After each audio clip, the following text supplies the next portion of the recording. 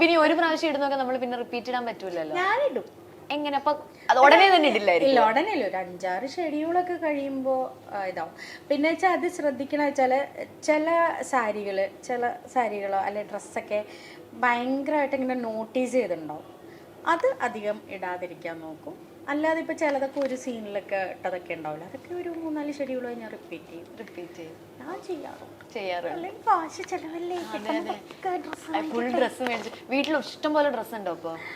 ഞാനത് കൊടുക്കും മാർക്കറ്റിൽ. കുർത്തീസൊക്കെ അധികം യൂസ് ചെയ്യാത്തതൊക്കെ കുറച്ച് കഴിയുമ്പോ പിന്നെ ഇതിന്റെ ട്രെൻഡ് ഒക്കെ മാറുമല്ലോ. അതിന്റെ അല്ല, അലമാരിയിൽ സ്ഥലം ഇല്ല. വീട്ടില് വരുന്ന നമ്മുടെ റൂം വരട്ടെ ഞാൻ പായോ അത്രയ്ക്ക് ഡ്രസ് ഉണ്ടെന്നുണ്ടെങ്കിൽ കുറച്ച് കൊണ്ട് ഇവിടെ കൊടുത്ത് 9,000 രൂപയുടെ കൂപ്പൺ കിട്ടി. പക്ഷെ അത് വേസ്റ്റ് ആയിപ്പോയി. എവിടെ കൊണ്ട് കൊടുത്ത്? നമ്മുടെ ഫാഷൻ ഫാക്ടറി അല്ലേ, അവിടെ അങ്ങനെ കൊണ്ട് കൊടുക്കാം. അവിടെ ഇടയ്ക്കുണ്ട്. അത് ജീൻസിന് ഇത്ര രൂപ, കുർത്തിക്ക് 100 രൂപ, അങ്ങനെ കൂപ്പൺ ആട്ടോ. അപ്പൊ നമ്മൾ അവിടുന്ന് പ്രോഡക്റ്റ് തന്നെ മേടിക്കാം. അപ്പൊ നമുക്ക് പുതിയത് അടുത്ത ഷൂട്ടിനുള്ളത് നമുക്ക് മേടിക്കാമല്ലോ അത് കൊടുത്തു കഴിഞ്ഞാൽ. ഞാനത് പക്ഷെ 9,000 അത്രയും രൂപയുടെ സാധനം വാങ്ങിച്ചാലല്ലേ ഇത്രയും. ഓ അങ്ങനെയുണ്ട്. ഞാൻ അങ്ങനെ ആവശ്യമുള്ളപ്പോ മാത്രമേ ഡ്രസ്സ് എടുക്കലുള്ളൂ. ഓക്കെ. അപ്പൊ നമ്മള് ഈ സീരിയൽസും സിനിമയും ഈ പറഞ്ഞ പോലെ സെറ്റായ സിറ്റ്കോംസും ഒക്കെ ചെയ്തിട്ട് നമ്മളിങ്ങനെ പ്രേക്ഷകരിലെ അക്സെപ്റ്റ് ചെയ്ത് തുടങ്ങുന്ന ഒരു മൊമെന്റ് ഉണ്ടാവുമല്ലോ. അപ്പൊ ആ ഒരു മൊമെന്റ് ഏതായിരുന്നു അഞ്ജനയുടെ? അല്ല, ഞാൻ പേര് വിളിച്ചോട്ടെ? ഓക്കെ, ഒരു പ്രശ്നമില്ല. ആ ഒരു മൊമെന്റ് എങ്ങനെയായിരുന്നു?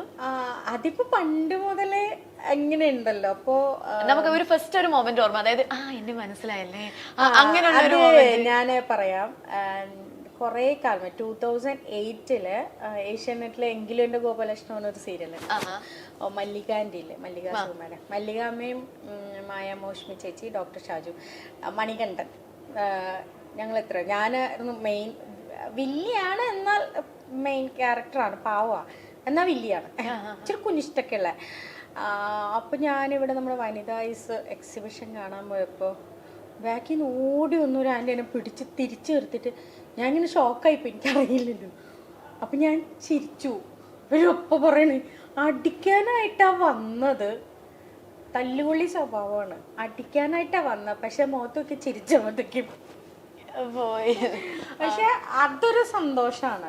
പിന്നെ നമ്മുടെ ക്യാരക്ടർ അക്സെപ്റ്റ് ചെയ്തിട്ട് ആദ്യമായിട്ട് വന്നിട്ട് പബ്ലിക്കിൽ വന്നിട്ടൊരു അനുഭവം. വീട്ടുകാരുണ്ടായിരുന്നു അപ്പൊ കൂടെ? അമ്മയുണ്ടായിരുന്നു, അച്ഛനും ഉണ്ടായിരുന്നു. പറയും അപ്പൊ പറഞ്ഞ ഞാൻ ഫേമസ് ആയിന്ന്. അപ്പൊ ഞാൻ ഉള്ളിൽ പറയും. വീട്ടിലാരാ ഏറ്റവും സപ്പോർട്ട്? അത് അമ്മയും, ഇപ്പം അച്ഛനില്ല, അമ്മ, പിന്നെ ബ്രദറും സപ്പോർട്ടാണ്. ബ്രദർ പക്ഷേ നല്ല അല്ലെങ്കിൽ നല്ലതല്ല എന്നും പറയും. ഒരു ഡ്രസ്സ് ഇടുമ്പോഴാണെങ്കിലും അത് പറയും, എനിക്ക് ഡ്രസ് സെൻസ് തീരെയില്ല. അപ്പം പറയണേ ചിരി വൃത്തിമനായിട്ട്, ഡ്രസ്സിന്റെ വിലയിലല്ല, ഇച്ചിരി വൃത്തിമനായിട്ടൊക്കെ പോണം. എവിടെയെങ്കിലും പോകുമ്പോൾ ഞാൻ ഭയങ്കര കെയർലെസ് ആ ഒരു കാര്യത്തിൽ എന്നത്. ചില സമയത്ത് സൈസ് കിട്ടൂല ഡ്രസ്സിന്, അപ്പൊ കിട്ടുന്ന ഇട്ടിട്ട് അങ്ങോട്ട് പോവാന്നുള്ളതാണല്ലോ. അപ്പൊ പറയുന്നു വൃത്തിയായിട്ട് പോവാ. നമ്മൾ നേരത്തെ കുശുമ്പിന്റെ കാര്യം പറഞ്ഞല്ലോ, അതായത് കുറച്ചൊരു കുശുമ്പും കുന്നായ്മയുള്ള റോളൊക്കെ ആയിരിക്കും ഓൾമോസ്റ്റ് അഞ്ജനയുടെ അടുക്കലോട്ട് വരുന്നത്. അതെനിക്ക് അഭിനയിക്കേണ്ടി വരില്ലല്ലോ അതാവുമ്പോ. അല്ല, ഞാൻ അതാ ചോദിക്കാൻ വന്നത്, അതെന്താണ് അങ്ങനത്തെ ക്യാരക്ടർ എത്തുന്നത്? അതായത് നമുക്ക് ചെറിയൊരു കുശുമ്പൊക്കെ മുഖം കാണുമ്പോ തോന്നും, റിയൽ ലൈഫിൽ എങ്ങനെ? അതുണ്ട്, എല്ലാവർക്കും ഉണ്ട്. അത് ചുമ്മാ എല്ലാവരും ഇപ്പൊ വലിയ ജാടയിലൊക്കെ പറഞ്ഞു അങ്ങനൊന്നും അല്ല. എല്ലാ ലേഡീസ് ആണോ കുശുമ്പും കുന്നായ്മ ഉണ്ടാവും, അത്ര ഇല്ലെന്ന് പറഞ്ഞാലും ഉള്ളിൻ്റെ ഉള്ളിൽ ഉണ്ടാകും.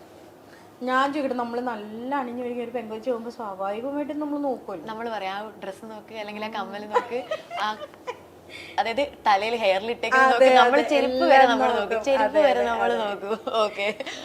അപ്പം കുറച്ചും കൂടി അങ്ങനത്തെ ഒരു ഷെയ്ഡ് ക്യാരക്ടർ വരുമ്പോഴേ നമ്മൾ കുറെ അത് ചെയ്തിട്ട് നമുക്കൊരു ടയറിങ് തോന്നാറുണ്ടോ? ഏതെങ്കിലും ഒരു മൊമെന്റിൽ ഒന്നും ക്യാരക്ടർ മാറ്റി കിട്ടിയായിരുന്നെങ്കിൽ അങ്ങനെ എന്തെങ്കിലും തോന്നിയിട്ടുണ്ടോ? എനിക്കെന്ന് വെച്ചാൽ ഇപ്പൊ എന്നെ സംബന്ധിച്ച് കോമഡി എന്നുള്ളൊരു ലേബലുണ്ട്.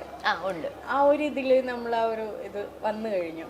പക്ഷെ കുറേ ആൾക്കിപ്പോൾ കഴിഞ്ഞ മാസം ഇതുപോലെ ഒരു മൂവിക്ക് വിളിച്ചിട്ട് ഡയറക്ടർ പറഞ്ഞിട്ടാണ് കൺട്രോളർ വിളിച്ചത്. അവസാനം പറഞ്ഞ ഒരു പോലീസ് സ്റ്റേഷനിലെ കോൺസ്റ്റബിൾ ക്യാരക്ടറാണ്. അത് കഴിഞ്ഞൊരു അരമണിക്കൂർ കഴിഞ്ഞിട്ട് മറ്റേ ചേട്ടൻ വിളിച്ചിട്ട് പറഞ്ഞു, അത് സാറ് പറഞ്ഞു അഞ്ജന കോമഡി ചെയ്യുന്നതല്ലേ, അത് ഇച്ചിരി സീരിയസ് അല്ലേ. അപ്പൊ ഞാൻ ചോദിച്ചു ആ സാറ് തന്നെയല്ലേ പറഞ്ഞിട്ട് വിളിച്ചത്.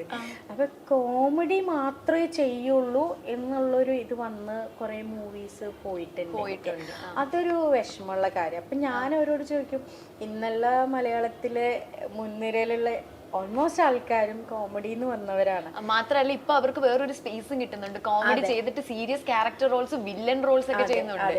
അപ്പൊ ഞാൻ പറയും നമുക്കൊരു ചാൻസ് തന്നാലല്ലേ അറിയാൻ പറ്റത്തുള്ളൂ.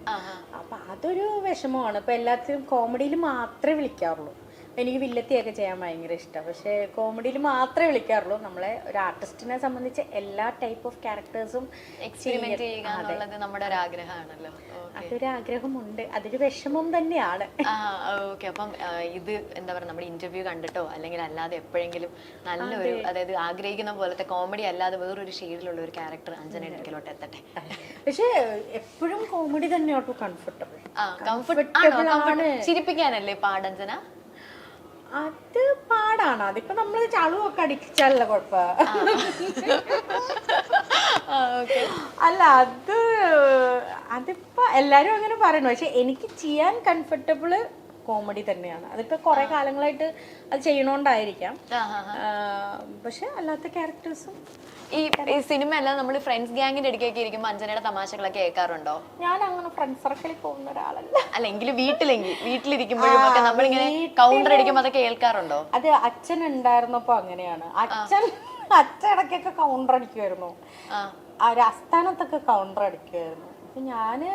ഇപ്പൊ ഞങ്ങളുടെ നെയ്ബേഴ്സിന്റെ അടുത്തൊക്കെ നിൽക്കുമ്പോഴോ അല്ലെങ്കിൽ നമ്മൾ ട്രാവൽ ചെയ്യുമ്പോഴൊക്കെ നമ്മുടെ അല്ലാതെ ഇങ്ങനെ ലൊക്കേഷനിൽ ഇരിക്കുമ്പോഴൊക്കെ എന്തെങ്കിലുമൊക്കെ ചളവൊക്കെ അടിക്കും. ഒരു യൂട്യൂബ് ചാനലൊക്കെ തുടങ്ങാൻ പ്ലാൻ ഉണ്ടോ? ഇത് ഒരു 10 വർഷം മുമ്പ് ഞാൻ പ്ലാൻ ചെയ്തതാണ്. ഇതുവരെയായിട്ടും അത് വർക്കമില്ല. ഇപ്പൊ വഴി കൂടെ പോണു പൂച്ചയ്ക്ക് വരെ ചാനലുണ്ട്. എന്നിട്ട് പക്ഷെ നമ്മളിങ്ങനെ ലൈം ലൈറ്റിൽ നിൽക്കുമ്പോൾ യൂട്യൂബ് ചാനൽ തുടങ്ങി കഴിഞ്ഞാൽ കുറച്ചും കൂടെ ആൾക്കാർ കാണാനുള്ള സാധ്യത കൂടുതലാണ്. അപ്പൊ അങ്ങനെ എന്തെങ്കിലും ഒരു പ്ലാൻ ഉണ്ടോ? പ്ലാൻ ഞാൻ പറഞ്ഞില്ല, 10 വർഷം മുമ്പുള്ള പ്ലാനിങ് ആയിരുന്നു. അല്ല, സോഷ്യൽ മീഡിയയുടെ കാര്യം പറഞ്ഞല്ലോ, ഇൻസ്റ്റാഗ്രാമിൽ അത്ര ആക്റ്റീവ് അല്ലെന്ന്. അതുകൊണ്ട് ചിലപ്പോൾ യൂട്യൂബും വലിയ താല്പര്യം ഉണ്ടാവില്ലായിരിക്കും വീഡിയോ എടുക്കാൻ. ഇല്ല, ഉണ്ട്, ആഗ്രഹമുണ്ട്. പക്ഷെ ഇപ്പോഴത്തെ പോലത്തെ അങ്ങനത്തെ അതിപ്പോ എനിക്ക് തോന്നണു ഇപ്പൊ ഉള്ള പിള്ളേർക്ക് അങ്ങനത്തെ അത്ര ഷൈ അല്ല. അല്ലെ, എന്ത് ചുമ്മാ നടന്നു പോകുമ്പോ ഒരു വീഡിയോ എടുക്കാം, പല്ല് കേൾക്കുന്ന വീഡിയോ എടുക്കാം. നമുക്ക് അത് ഇച്ചിരി ബുദ്ധിമുട്ടുള്ള കാര്യം.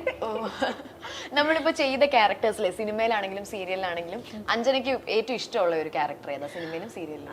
സിനിമയില് ഓഫ് കോഴ്സ് പുള്ളിപ്പുലികളും അട്ടൻകുട്ടിയിലെ കുളക്കടവ് രമണി അത് തന്നെയാണ്. കാര്യം മലയാള സിനിമയിൽ എനിക്കൊരു ഐഡന്റിറ്റി ഉണ്ടാക്കി തന്നത് അത് തന്നെയാണ്. അപ്പൊ അതിലെനിക്ക് ഫുൾ ലാൽജോ സാറും സിന്ധുരാജേട്ടനോടൊക്കെയാണ് താങ്ക്സ് പറയാനുള്ളത്.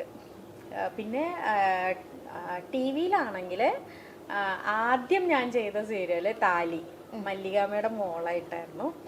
അത് എപ്പോഴും നമ്മളെ ഫസ്റ്റ് സീരിയൽ എന്നുള്ള രീതിയിൽ നമുക്കൊരു ഇതാണല്ലോ. പിന്നെ ഏഷ്യാനെറ്റിലെങ്കിലും എൻ്റെ ഗോപാലകൃഷ്ണ, അതിലത്തെ ക്യാരക്ടർ എനിക്ക് ഭയങ്കര ഇതായിരുന്നു. ഞാൻ പറഞ്ഞല്ലോ തല്ലുപൊളി സ്വഭാവമുള്ളത്.